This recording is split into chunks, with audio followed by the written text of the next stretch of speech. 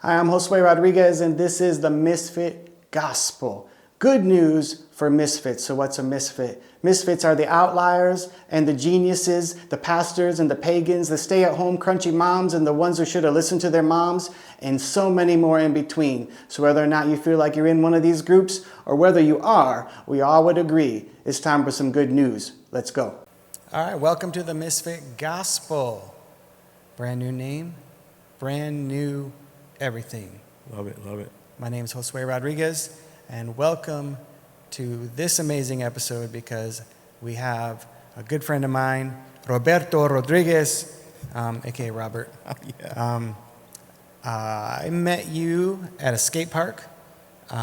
You're a photographer. Yes. And one of the kids that I was acquainted with there told me I had to meet someone, and I'm like, yeah, sure. And then he brought you over. Yeah. And I'm like, huh, okay, yeah. So that was 2.5 years ago. Yeah. Wow, that's flying. That's pretty fast. So I just realized that you had a dark past, and you need to tell the story. Yeah. No, but seriously, you're a photographer, and you're married. Yes. Right? And but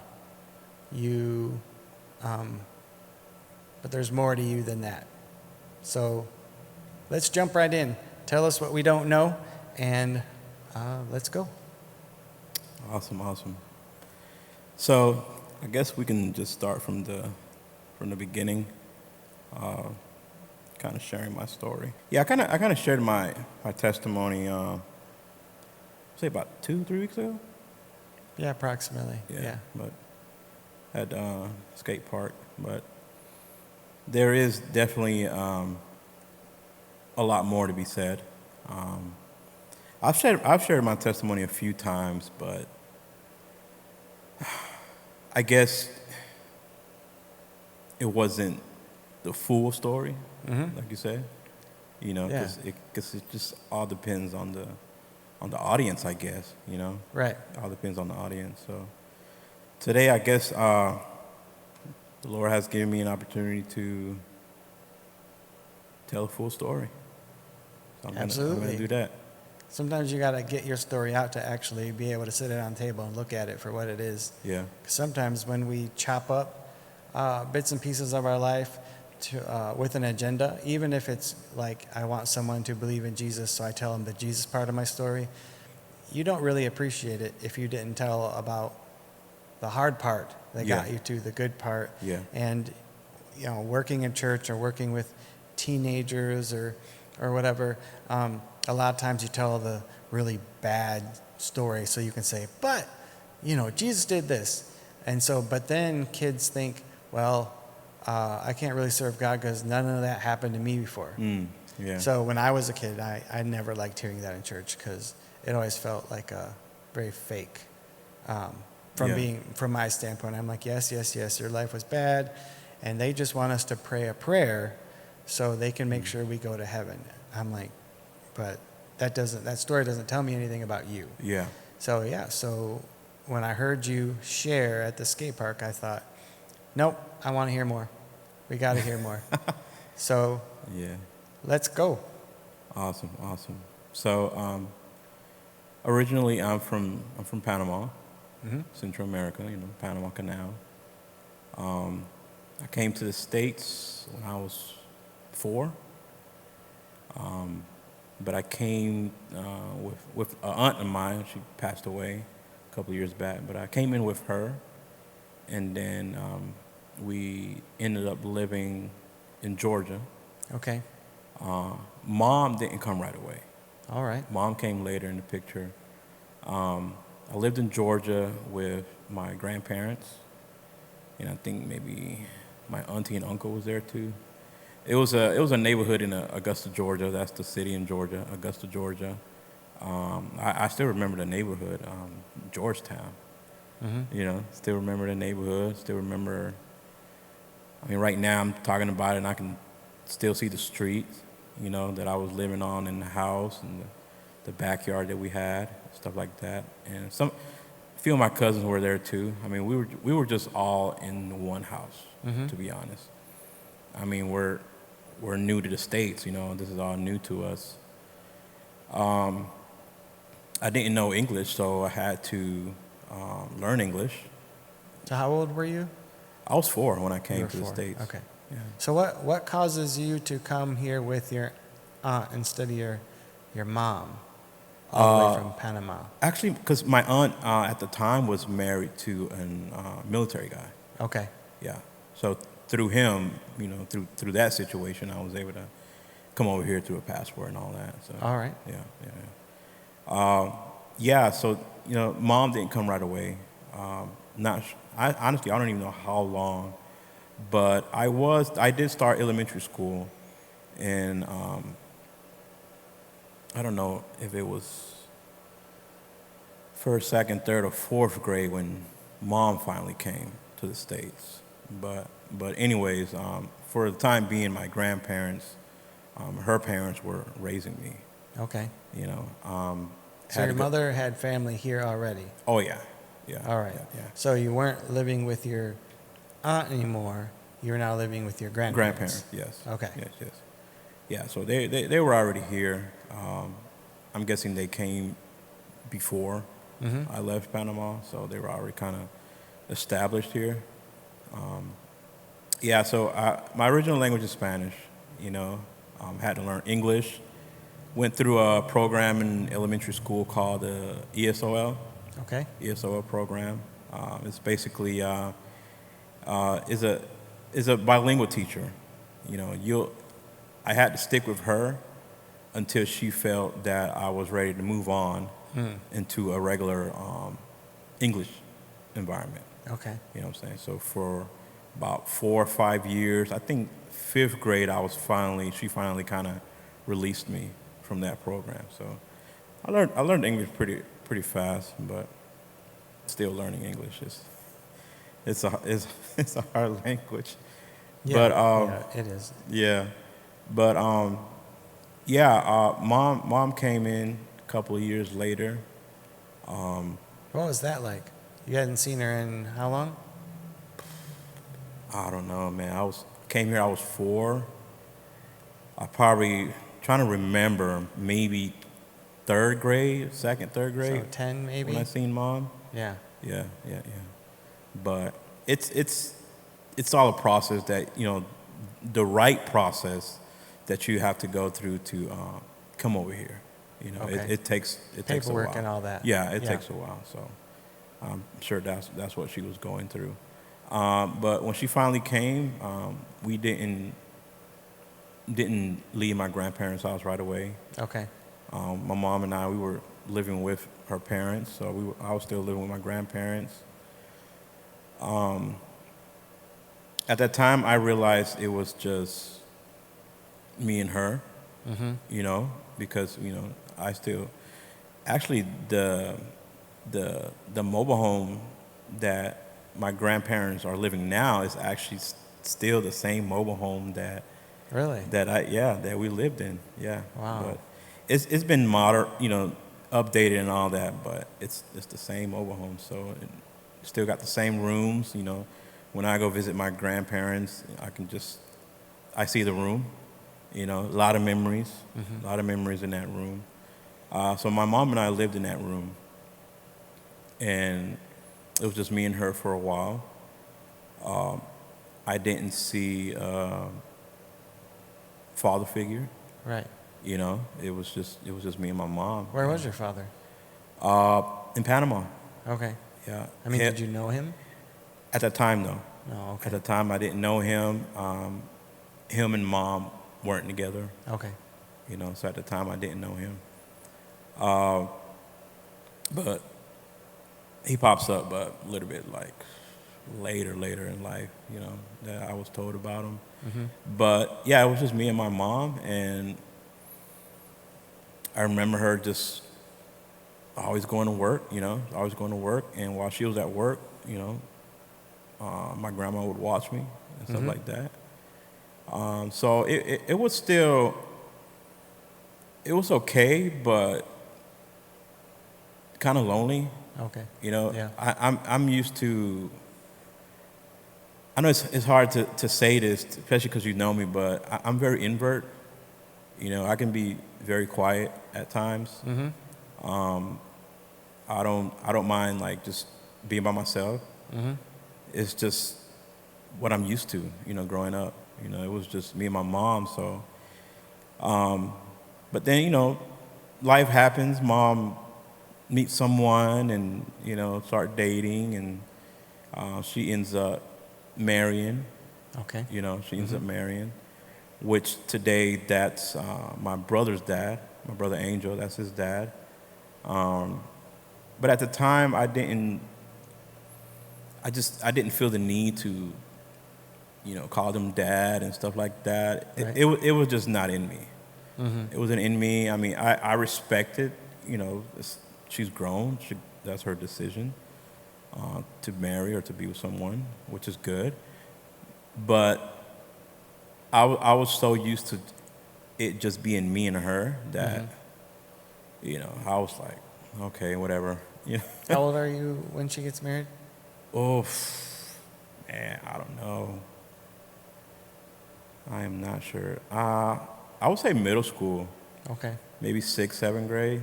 Yeah, maybe sixth, seventh grade. Yeah, definitely in middle school. But then we ended up moving to the country. I love the country, man. There's a town in Georgia called Waynesboro. Okay. Man, it's very, very country, back roads.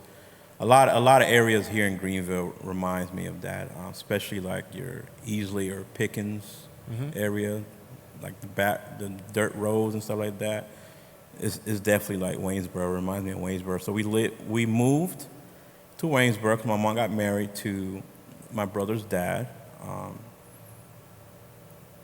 We actually went and lived in a trailer. All right. So that was cool. That was different. Had a lot of neighbors, white neighbors. You know, they were cool. It was definitely country, but I enjoyed it. Like, Was that more of a culture shock? Like, where were you living before that? Were you in more of a city environment? yeah, Georgetown. Okay. Georgetown. I mean, right now it's considered the hood. Yeah. You know. Yeah. Yeah. So from going from that, and then the elementary school that I was at, big majority was black, African American. Okay. You know, so going from that to moving to Waynesboro was different. Yeah. Yeah, Extremely different. it was different. It was different, but I enjoyed it, man. I thought it was cool. You know, it was different. I thought it was cool.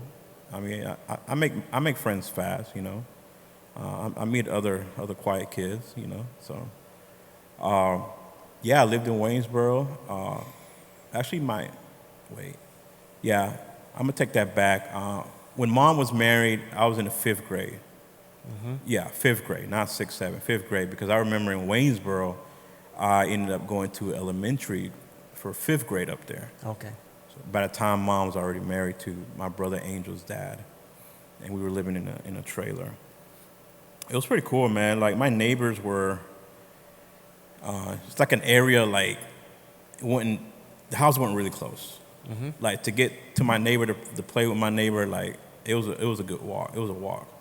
You know, I would go over there because he had a trampoline. You know, and around that time I got introduced to BB guns. Okay. I actually got shot, and That's the way to do it. I still got the bullet right here inside. You have a BB in your neck? Yeah, right here in my jaw. I didn't notice it until I had to go get braces. The doctor comes in the room with me and my mom, and he showed me the X-ray. He's like, "Did you know you had this in there?" I'm like, "Oh no, I didn't know that." But it's something that it didn't have to be removed. It's not affecting me, but yeah, it's definitely still there. Yeah, so it was just me and my mom, and then my mom got pregnant, you know, with my brother Angel. So that was cool, you know. We didn't last in Waynesboro. We got robbed. Really? In Yeah. the country? Yep. We came home. We came home one day, and the trailer was tore up, man. Wow. It was tore up. They got in through the back door. Okay. Yeah, they kind of like a drilled a hole to get to the doorknob and broke in. Yeah, man. Around that time, you remember Super Nintendo?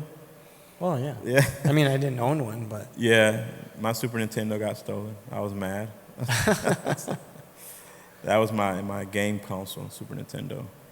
And yeah, and because of that incident, we end up moving back to Augusta.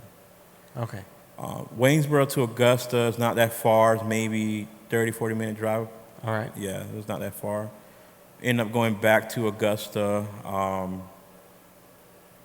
My brother, dad, well, Elias, his name is Elias, he ended up buying a house. All right.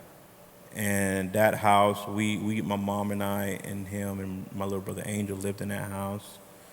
The house was creepy, man. That was creepy. Yeah, I think it was haunted. Yeah, it was weird, man. There's a lot of story involved in that house, but yeah, I think it was haunted. But yeah, we were living there, man. But I hate to say this, man, but even though I had a brother, it would still be lonely. Mm. You know, it would still be lonely, because I don't know why, but I was just so used to that. Okay. I was just so used to that, man. I was so used to that, and I love my brother. You know, we have an awesome relationship. I actually went to Oregon a couple years back because he got married. Yeah. So we flew out to Oregon, and I flew out to be part of his wedding. Okay. So What was that like? the West Coast, beautiful. Wow, beautiful, man. I did enjoy it. To get there, I mean, we had to stop at Arizona. That was pretty awesome. I love to sit by the window when I'm on an airplane. So sitting by the window, I was able to look down, and we were flying over Arizona. Man, it was nothing but desert. I was like, wow, never seen that before. Not in person, you know. I see it on TV, but to actually see all that desert, I thought that was pretty amazing. It was fun. Oregon was fun. What's it like to be in your brother's wedding as an adult versus your relationship when you were children? It was cool. I loved it. I was just happy he wanted me to be in it, you know. So, and then at the same time, during that time, I was already a photographer, so it just felt good to be in the wedding instead of capturing it, you know. Yeah, yeah. So I definitely enjoyed it, even though I still took a few photos for them. So, but yeah, but going back to when I was still younger, yeah, man, it still felt lonely, man. You know, I just didn't mind just being me and my mom. All right. You preferred that. I didn't mind that at all. Yeah, you know, just. Did you have a good relationship with your stepfather at all? Elias, yeah. But you see the ugly in marriages, Yeah. in adults. Yeah. You see the fights and the argument and the yelling. Saw a lot of that. You know, saw a lot of that. I mean, eventually they end up splitting. You know, but that was the thing. I guess that's where rejection comes in. Okay. You know, or at an early age, because, like I said, it was just me and my mom, and because I didn't have like what I saw my cousins experiencing, mom and dad. Oh, all right. You know, I So saw you got that. left out. Yeah, I saw that, so I would feel like, you know, left out, like you said, left out, rejected, you know, questioning. I mean, I didn't question it until I was old enough to even think about it, you know, about the whole dad situation. But yeah, so they ended up splitting. I think I end up back to my grandparents' house. Man, my grandparents have so much to do with my life. Mm-hmm. Like, You're really close to them. yeah, oh yeah, yeah, man. Cause man, mom is always mom. Mm-hmm. She'll always be mom. But it's just something about my grandparents that it was different. It was different. Because at the end of the day, like, their home was my safe haven. Mm-hmm. Mm-hmm. You know what I'm saying? Their home was my safe haven. Every time I need to, being older, every time that I needed to chill or leave the club, stupid drunk, I knew I can go over there and crash. Oh, okay. You know what I'm saying? It was that for me. But not only that, it was comfort. It was my grandma's cooking. It was Mm-hmm. my grandpa's. Because he used to be a baker. He used to have his own bakery in Panama. Oh, okay. So, getting hands on his baking, his cookies and stuff, like it was awesome, man. It was awesome to me. So rejection at an early age, feeling lonely at an early age, Mm-hmm. all that just builds up. Went back to my grandparents' house, and then, but actually before that, before I moved back to my grandparents' house, and before my mom split with my brother's dad, at that time I was in middle school. Mm-hmm. And that's where I got introduced to cigarettes. Mm. That's when I got introduced to cigarettes, and tried it for the first time and all that, but don't think I did it right because kept You didn't coughing. smoke a cigarette, right? Kept coughing. I don't know. You're inhaling smoke. Yeah, I don't You're think I did it supposed to right. cough. Yeah. And that is Yeah, actually but- doing it right. Yeah, but after a while, you kind of get the hang of it. But I Yeah. guess because it was the first time, I don't know. I got introduced to that. How's that? What, just kids? Just being around kids Cousins. cousins? Yeah. It's cousins. Yeah, man. My cousins, we used to be tight. Mm-hmm. We used to be tight, man. Did that help with the lonely feeling? I mean, it's like when you have when you have an issue and it's deep rooted. Mm-hmm. If you cut yourself, you put a Band-Aid over it. Yeah. That was a Band-Aid. It didn't The fix. relationships with your cousins? Yeah, it was like a Band-Aid over the Sure. the It's wound. just a distraction. Yeah. It wasn't really wasn't going to fix the root of it. Sure. We can discuss later on what truly fixes the root of it, but yeah, it was a distraction, but I loved it. I enjoyed it. I love all my cousins. We grew up really close, man. Wow. I know that my blood brother was Angel, but my cousins, man, they were like my brother and sisters. Okay. It was a lot of us. Could you relate to them more than you could your brother? At that I time? met them first. I was around them first. Oh, yeah. Yeah, and then my little brother came in the picture later on. Yeah, and so I got introduced to cigarettes and all that. Then my brother and my mom's dad split. Lived back with my grandparents. But then around that time,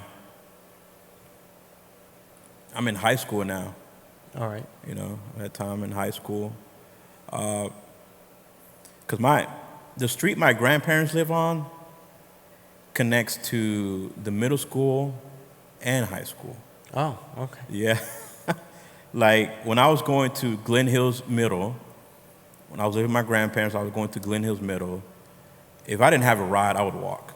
Oh, all right. Because it was nothing, man, to walk there. It was literally on the same street, but just up the road, And yeah, Glen Hills Middle, that's the middle school I went to. And then Glen Hills High was the high school. I went to my ninth grade year. And then, but the thing was that before I went to Glen Hills High, my mom and I, we were living, my ninth grade year, beginning of my ninth grade year, we were living on Washington Road. Mm-hmm. That's a different part of Augusta. We were living on Washington Road and got introduced to a friend, Vic. Still remember his name. And I kid you not, man, that summer going into ninth grade, I got introduced to marijuana. All right. Got introduced to Cousins marijuana. again? No, No. it's a kid from the streets. Mm-hmm. Yeah, from the neighborhood that my mom and I were living in. Because I was gonna go to Westside High. That's the high school on Washington Road, and that's the high school that I started my ninth grade year. And I still remember from this day, the first day of school. The first day of school, I was at the bus stop, and ended up smoking my first, people call it joint, blunt, or whatever. Mm-hmm. And that was a wild ride. Super high like crazy. First day of school. So you smoked a lot? I don't know no one there. Oh, okay. No, I don't know anyone there. No, I didn't smoke a lot that morning, but it was my first time that Right. my body was taking in that, Yeah. and it was heavy. My body wasn't used to that. It's like taking a lot of Benadryls. Benadryls that make you drowsy and all that.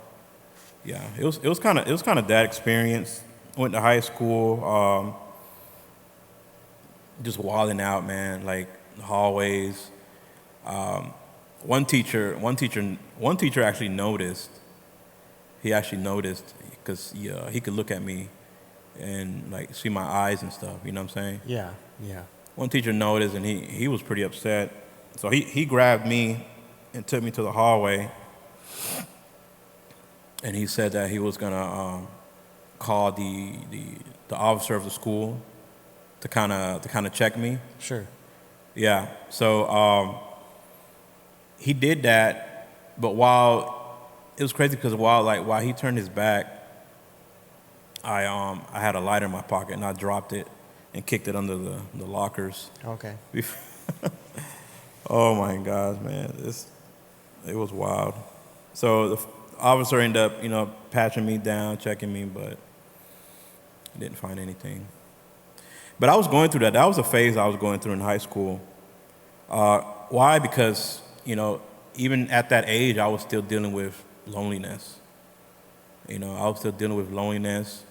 So I started seeking fulfillment in other things. Okay. It started off with cigarettes, and that led to smoking weed, and then that led to drinking, and that led to other things. Were you doing all this by yourself, like alone? Nah, with people, from school and stuff like that. Like acquaintances? Yeah. People from school and stuff like that. Because the thing is, man, to be honest, and I went to 4 different high schools. Okay. Man, I went to 4 different high schools. I knew a lot of people. How do you end up going to 4 different high schools? Just moving a lot. Your mom, get different jobs or whatever? Mom, well, I think 2 or 3 at the time that I moved is because my mom was living in apartments. Okay. In an apartment, you get like 12 months lease. Yeah. And my mom would do like the 1-year lease and up and pack and go somewhere else. Okay. So I would do that. I would follow her. But one time she wanted to move and I didn't want to move, and I ended up staying with an aunt and uncle. Okay. Yeah. So yeah, I was doing that.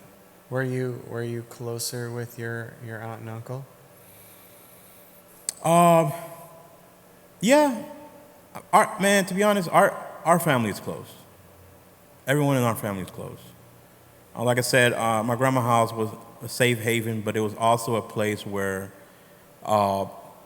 every Christmas we're all there. Sure. You know, my aunts and uncles, you know, they had their own house, but they would bring like all the gifts from their house to my grandma's house. All right. So it would be a Christmas, man, living room full of gifts. You know, it's a lot of us cousins, so you know everyone would grab their gifts from their house and bring it to my grandma. Sorry, and bring it to my grandma's house and just to open the gifts there. You know. Sure. So it was like that for a long time. So But, you know, have a decent relationship with your aunt and uncle, and you have a decent relationship with your mom, even though you're moving around. But that isn't a distraction from that loneliness you've mentioned. Yeah. The void. A void. The emptiness. Yeah. Yeah, emptiness. Were Man. you like, aware of that though? Were you aware of that experience? No. That feeling? No.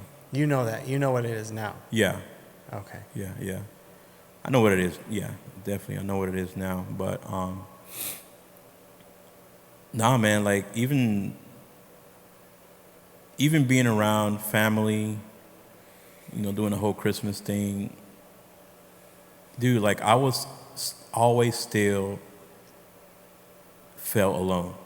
Right. Like, not sure why. It was just that. It was just that in me. My family's fun, man. You know, we have so much fun, so much memories. But at the end of the day, you know, I always had my own room. Okay. So maybe not always, but majority of the time I had my own room. So at the end of the day, man, you know, after the party ends, I'm in my room. Yeah. It hits me, Right. you know, that I feel alone. You know, I feel alone. So that always hit me. And because of that, I met, you know, went to four different high schools, met a lot of kids, man, that were street banging. You know, I ended up going to the streets. You know, no one forced me, but I had fun doing it. What? You know. So because of all the schools you went to, you're meeting other kids that you relate to, what their aggression, their self-expression, Yeah. to how they're distracted from their own trouble. Yeah. What they use to distract themselves Yeah. is what, wilding out in the street. Wilding out, man. It was a distraction, but you know, to us it was fun. It was funny. You know how you see now kids doing it. You know, I was that kid, man. You know, and wow, I never gangbang, but was always around it. Yeah. You know, because I went to 4 different high schools, so I knew a lot of kids, different sets, different neighborhoods, Right. Right. certain projects I used to hang out at, you know. But that was just, to be honest, the crazy part of it ended up being my comfort zone. The lonely feeling is your Yeah. comfort zone? No, being in the streets. Oh, just being in the streets. Yeah, Okay. yeah. Being in the streets away from home. Right. Was- So you weren't aware of that uncomfortability when you were in the street as much as you would be when you were at home? Yeah. Because out there, like, it's wide open. Yeah. It's wide open, you know what I'm saying? It's wide open. You're always with someone. We're always doing something, you know, even if it's getting in trouble. It's just wilding out, you know. At that age, sex is on my mind, you know, money, how old are you at this point? I was doing that all through high school Okay. and even after. Okay. All through high school and even after. Fights, house parties, shootings. So were you a good student at all, or did you just skip out on school? Man, skipped school, 9th grade a few times, You know, took like I'll skip my lunch because there was like 3 lunches, so that equaled to like an hour and a half. And we'll leave school campus, walk through the woods, smoke a little, then come back to school. Okay. Yeah, I would do that a lot, and then you know your bathrooms, smoking Newports in your bathroom, school bathrooms. Man, I was so dumb. I literally thought that You had to do that I Newports. wouldn't smell like cigarettes walking in the classroom. Like that was so dumb. Right now, if I walk across a person that's just finished smoking a cigarette, I'm gonna smell them. You smell them. Your senses are attuned to that smell. Yeah. Yeah, but at the time, you didn't think anything of it because, the thing with the loneliness and feeling rejection, I did what I had to do to fit in.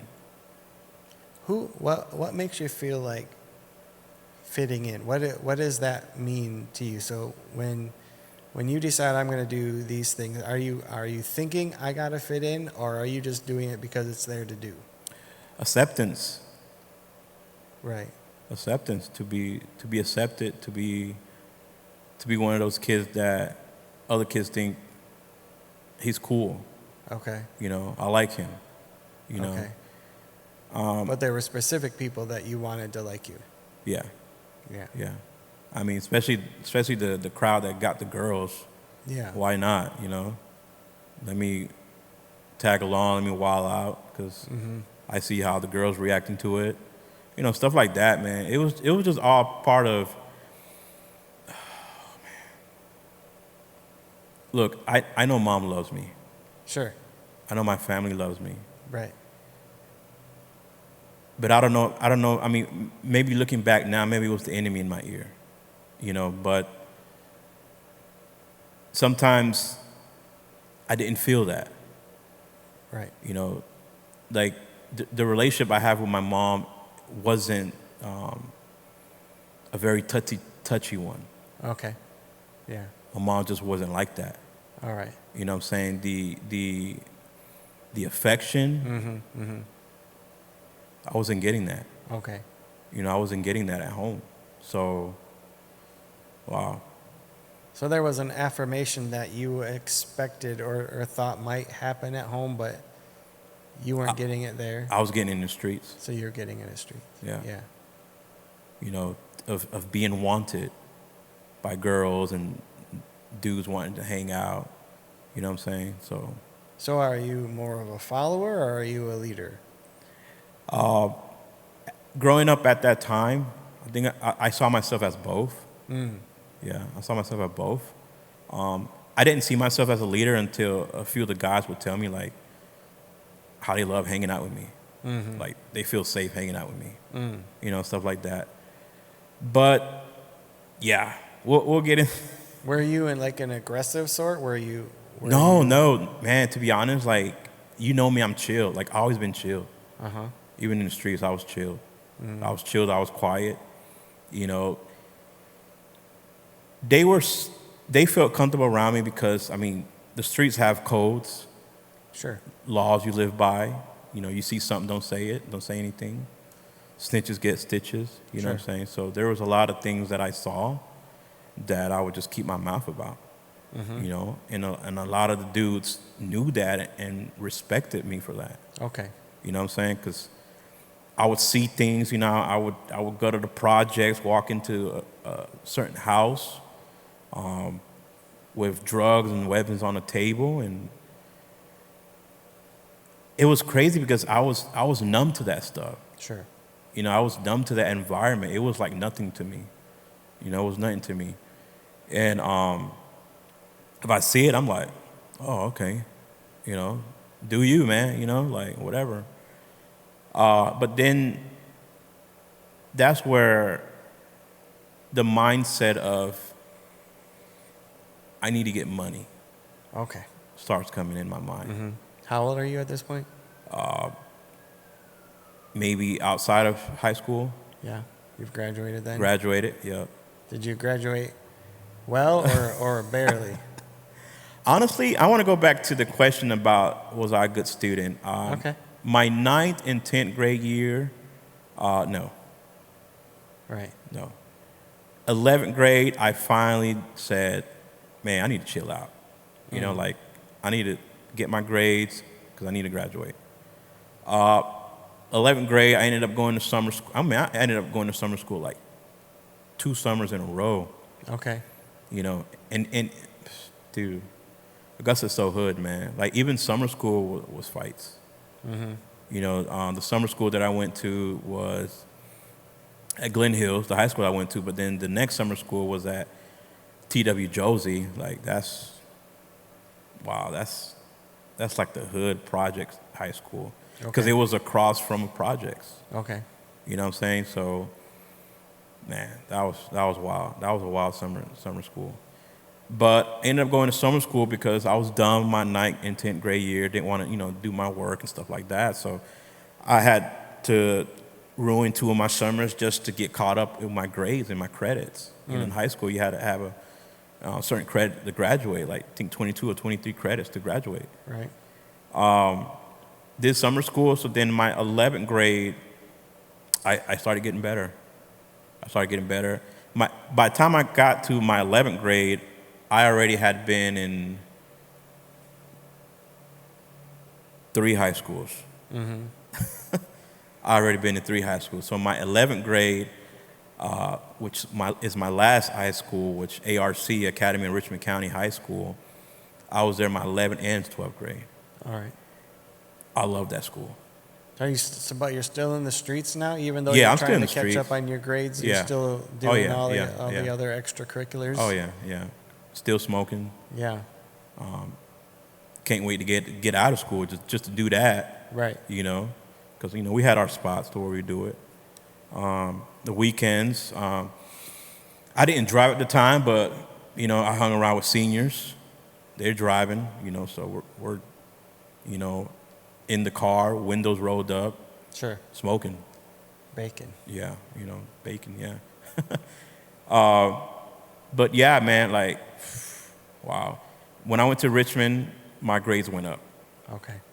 I finally settled down. I chilled out a bit and said, I got to get my grades. What does settling down and chilling out look like when you're still in the street?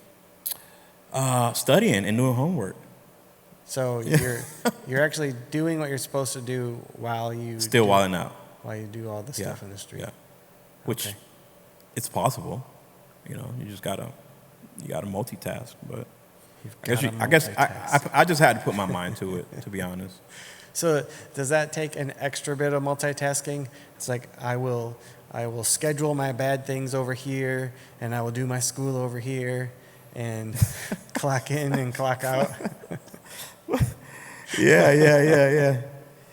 Definitely had to, kind of separate the two. But no, I guess for me, I just felt more mature my Okay. junior year. Okay.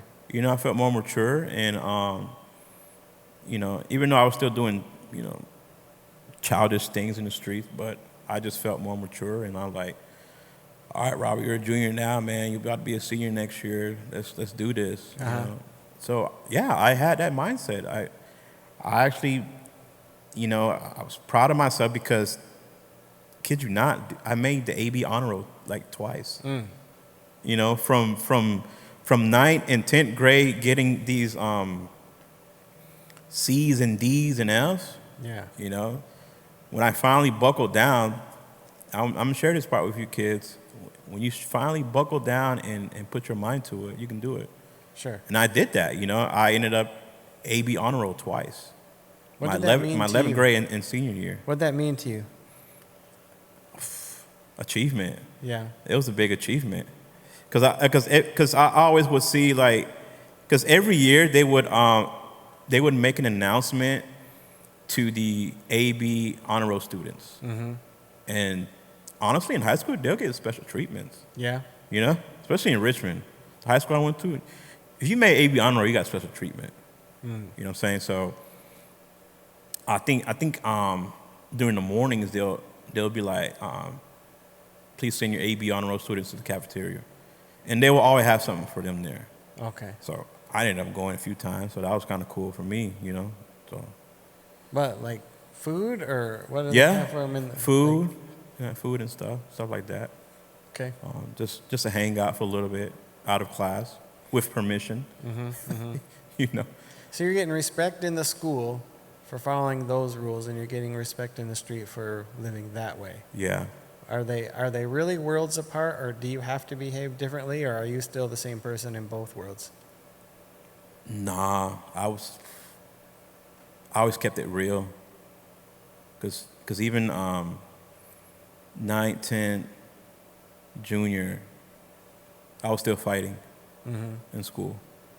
So you were still not that great of a student. You were just getting better grades. Better grades, yeah. Still fighting. So does that help you in any way? You're fighting other kids, but you're getting good grades. That's kind of cool when just to hear, kind of hear you say it.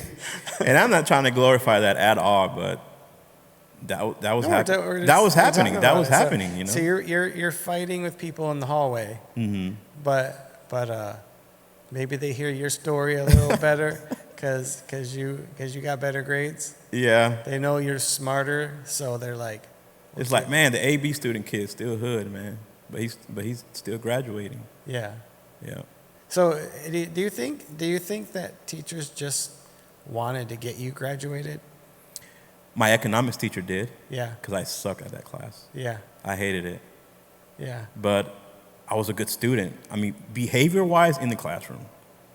Hallway is a different story. If you see the enemy, I mean, you know. Soon as you step out the door, you flip, you switch. Switch. Yeah, I mean, if you saw someone that you had problems with, yeah, you know, it was different. But nah, man, I loved my teachers. They were awesome at Richmond, and because of them, I give them a lot of credit because I was able to get good grades because the way they were teaching. Okay. Like especially math, dude. Like I don't like math now, but in high school, my junior and senior year, I was good at math because I had a good teacher. You know, so would you say good teachers got your attention in ways that other adults did not? Yeah. Was that a I respected that. I respected that. Was that a way of feeling something maybe you weren't getting at home? Oh, honestly, I think a lot of the stuff that I did in the streets was because I felt I wasn't getting it at home. Right. You know. But in school, when the teachers are teaching well, is the classroom a distraction?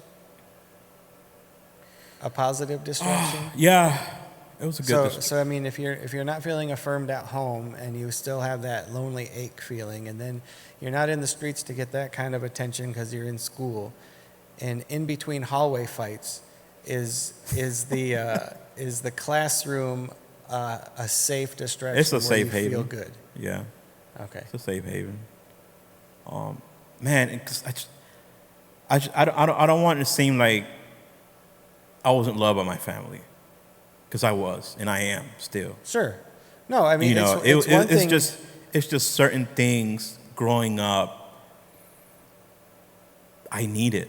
Sure. It's You know? you can love your family and still tell the truth about yourself. Yeah. Your own experience, what was going on Yeah. in your mind, what was going on in your heart, and because that pushes you forward, or it makes you stand still. Yeah. You know.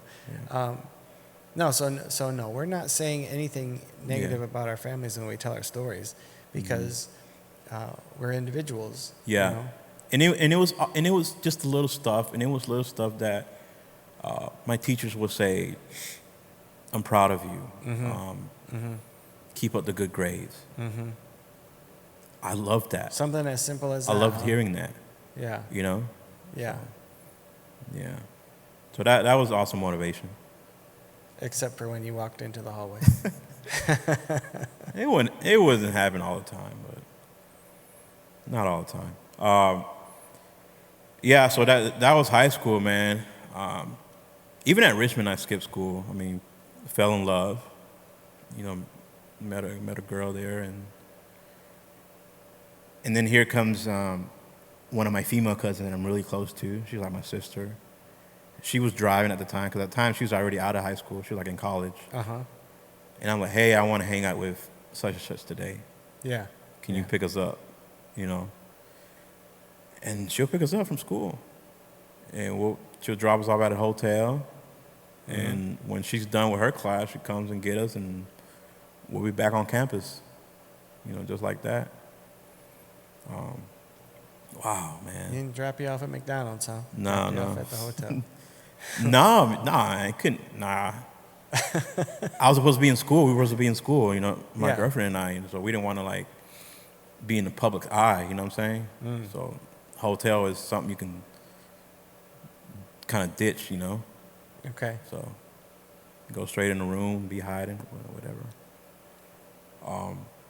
Yeah, I was doing a lot of that in high school, man. But I want to share the first time I witnessed shootings. Okay. Have you graduated yet? Yeah, I was out of high school. Okay, you're now out of high school. Yeah. All right. I was out of high school.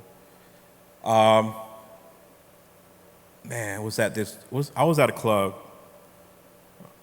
and the thing about going to four different high schools, and please, I don't want people to hear like I'm bragging or boasting, but the thing about going to 4 different high schools, I knew a lot of people in Augusta. Right. Like, my wife is a witness to that. Like, when we were dating, we would go to the mall, left and right, people would call my name. Okay. In the mall and stuff. She's like, man, a lot of people I went 4 different high schools. Yeah. And I hang around the projects and stuff. But every time I stepped in the club, I never had fear. Right. Because it used to be the term back in the days. Oh man, you rolling deep. And I was rolling deep. I always rolled deep in the club. All right. 30 people that I knew had my back if something happened. Sure. So I was always chilling at the club. Well, it was a situation where the set that I was hanging with, that I knew in the streets, we all went out. They had beef with some of the dudes in there. I didn't know about the beef, but Right. I found out that night about it. And, a lot of the arguments started happening in the club, and security kicked us out. Right. And the guy that I was with, we didn't even leave. Like, we didn't leave the property. We stepped outside, but we didn't leave the property. Because the guy that I was with, that was part of my group that had a problem with another group, came up to me and said, we're not leaving. I'm like, okay. And I'm like, wow, what's up? And then, he had a black hoodie. And we're standing on the side of the club, brick wall. And he reaches in and shows me, what he had in his pocket. He had a gun in his pocket. And I'm like, okay. I didn't think anything of it, because, I've never experienced it. So I didn't think anything of it. Club lets out, and we were around the corner, behind the building around the corner. So this would be like 2 o'clock in the morning then, right? Oh, it was dark. Yeah. It was dark. Club lets out. The crew that I'm with, they're waiting on the other boys to come out, and then, so I'm standing there, and I see 2 of the guys that we're having problems with come out, and they're walking to their vehicle, and they don't see me or the dude that's beside me. It's pitch dark, we got hoodies on. Next thing you know, I hear guns go off, and it's the dude beside me actually shooting at them. And I froze, man. Right. I froze. Because, to be that close to it, Yeah. I froze. But I saw the whole thing happen, and he's like busting at them, and they're rushing in their vehicle, turning the car on. He's running and still busting at them, like their back windows busted. And wow. It was wild, man. And then, but thank God they didn't get hit. Like, no So one no got one was injured, just a lot of bullets. Yeah. So, but I froze, man. But to this day, like I tell people, the Lord had to been there, because what if I'm standing by the gun that's the guy that's shooting, Uh-huh. and they decide to retaliate, the Right. bullet has no name, Yeah. and they're shooting my way Yeah. because the kid is standing beside me. What do you think would happen?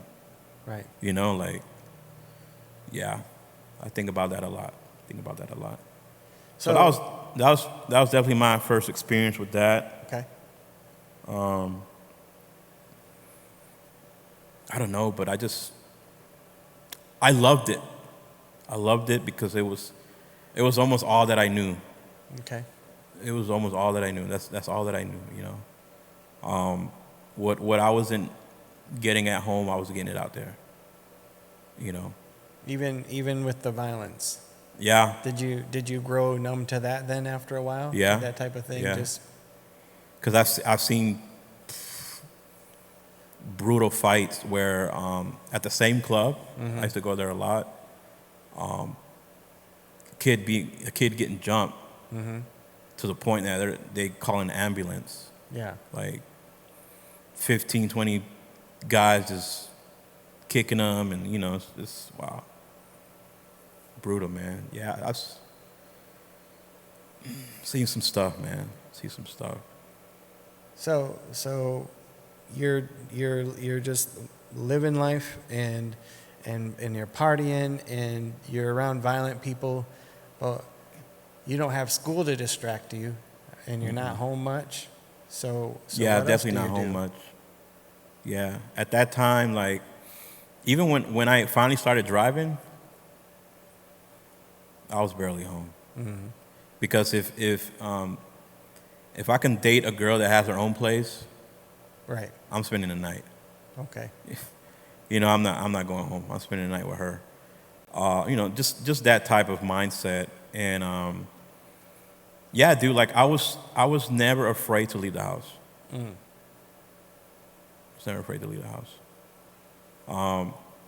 But then now I'm driving, I'm older, maybe 20. I see the movie Scarface, Okay. and then I see documentaries on Right. that it's a real thing. Sure. The cocaine world is a real thing. Got introduced to it. And I'm going to tell you who introduced me to that. Mom did. Really? Wow. Yep. My mom introduced me to the coke world. How's that work? She regretted it later on because I got deep. Mm-hmm. And she knew the consequences of it, the lifestyle that can come with it. Right. But it was already too late because I wanted the money. That's all I was thinking about, was the money. So was she doing coke or was she selling it? No, okay. Mom introduced it to me because I have another brother named Francisco. Okay. His dad introduced it to my mom. So was this? But he's in Panama.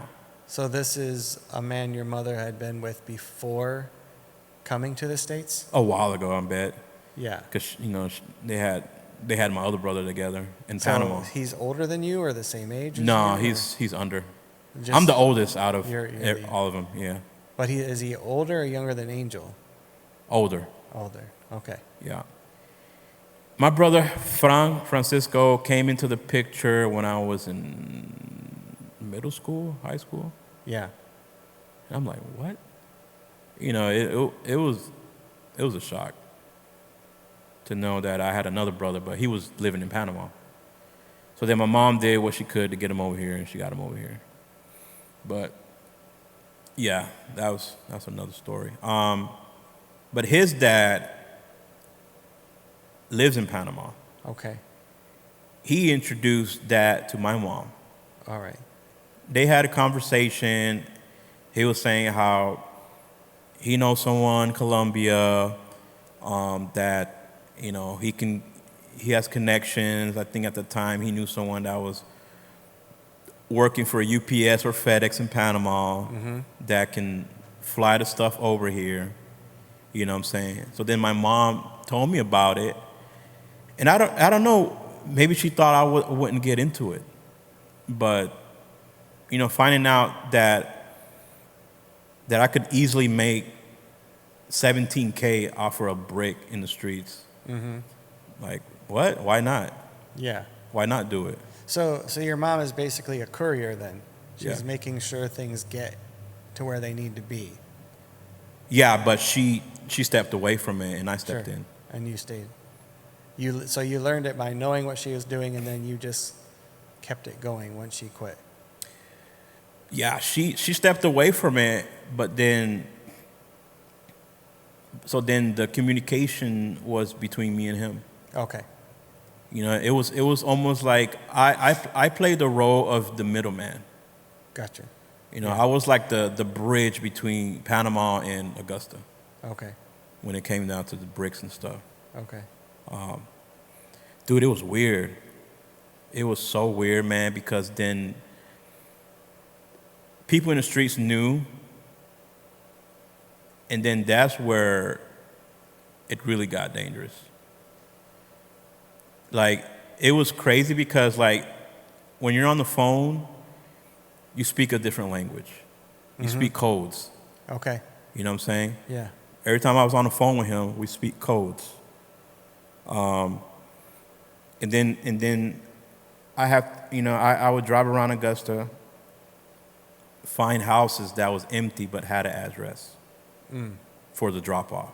Got it. Stuff like that. I would have meetings where it's just me, the guy that was going to be getting the bricks from me, that's going to sell it in the streets, and then this one kid that was always with me.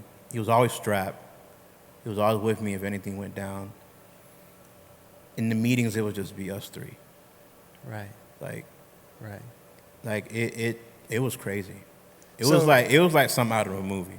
So you are originally from Panama. You're partially raised by an aunt and uncle, grandparents. Yeah. Your mother comes and marries. You're always dealing with this loneliness, this feeling like an outsider, and then so a little bit of cigarettes, a little bit of weed, some alcohol.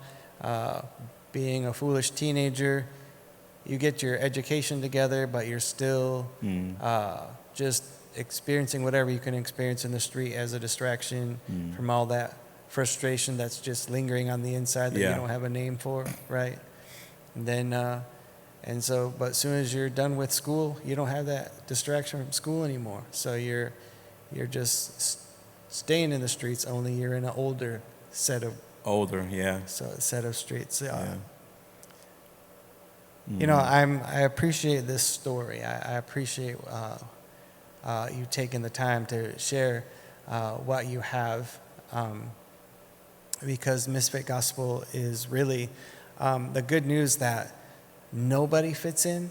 There is no story that is the same. Yeah. None of us are the same. We might wear the same clothes. We could go to the same church. We could work at the same job, but every individual has separate thoughts, separate ideas, and separate reasons why they do similar things, but nobody really fits into a mold. We're all our own, separate universes in a way.